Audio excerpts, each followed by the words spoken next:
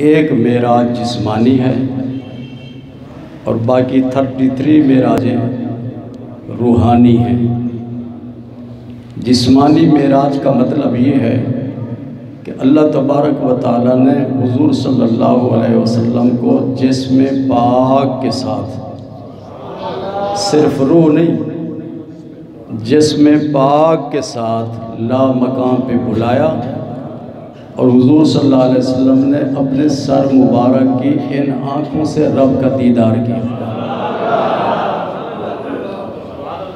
یعنی آپ کا جسم 7 آسمانوں سے بھی اوپر، سدرۃ المنتہا سے بھی اوپر، عرش الہی سے بھی اوپر لا مقام پہ اللہ تعالیٰ نے پہنچایا۔